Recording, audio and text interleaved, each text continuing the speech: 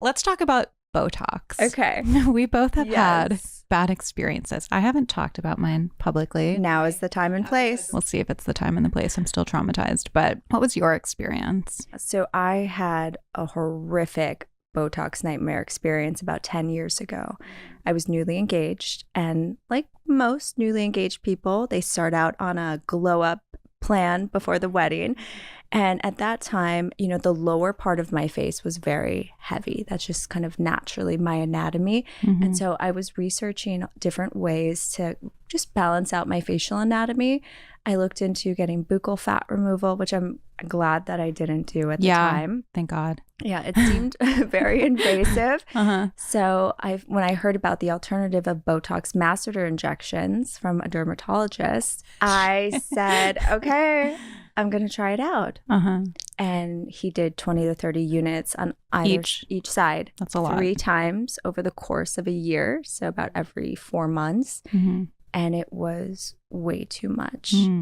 My muscles on the lower face completely atrophied. And it was a slow progression, but I mean, eventually after a year, it looked like my whole lower face had just melted. Wow. Because there was no structure. There was nothing to hold up the skin. If you think about, you know, the face like a tent, right? And the skin is the tent tarp, and the poles underneath holding that tarp up are the fat, the muscle, the bone. Imagine taking out a couple of those tent poles. What happens to that tent? It's going to sink in. And that's what happened to my face on the lower half.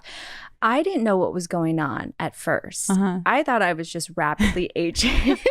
I was freaked out. I would look in the mirror and I didn't even recognize myself. It was really frightening. I was so scared. And what I noticed the most when I looked in the mirror was the sagging skin. But it was not that my skin was sagging. It was just there was no structure underneath that skin to hold it up.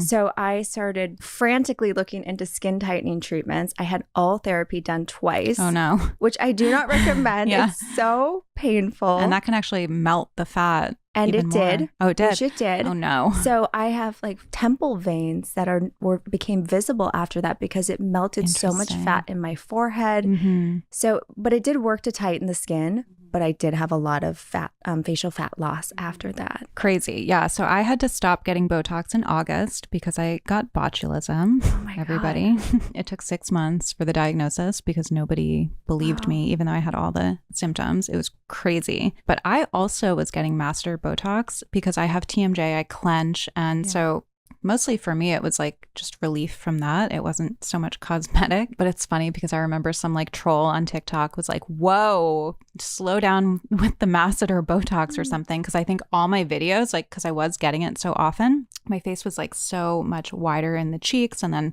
you know, which I like a heart shape, but I think it was like pretty extreme. And one good thing that has come out of not getting Botox is that my masseters came back and I'm like, oh my God, I can like see that I have more of like a jaw before. And exactly what you were saying, it was like all that scaffolding was like gone. And so things were just kind of falling. But I love my Botox.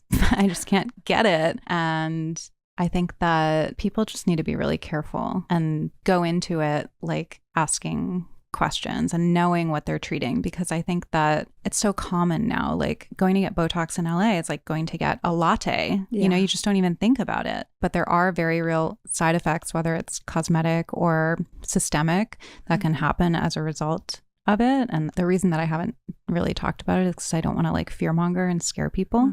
But it was nothing my injector did. It was not where I put it. It was not bad Botox or anything like that. It's just, it's something that can happen. It's just really rare. So anyway. Is it just an immune response to it? No. So the doctor who finally diagnosed me, he's a derm at Mount Sinai. It was crazy because I went to like one doctor after another, after another, after another. It happened the day after I got injections, and it was so debilitating. I couldn't function for months. And I was like, it's from Botox. And they're like, no, even if like it got into your system, it wouldn't cause this. And I started researching and like reading articles on PubMed about iatrogenic botulism, like botulism from cosmetic doses. And the majority of them weren't from like having over 200 units. It was from relatively low doses. And it's just like, it can go into like an artery, I think, or it can migrate a little bit from where it's placed. And it's just like an unlucky thing. I don't know why. I did all the things. I wasn't laying down. I didn't get a massage. I didn't work out after, like nothing. And this doctor said, like, yeah, it can just happen. It's just one of the risks of getting it. And obviously it's so studied and, you know, relatively safe. But if you do have a complication, it can be like really devastating. Are you completely off the Botox now? Well, everyone's going to think I'm crazy.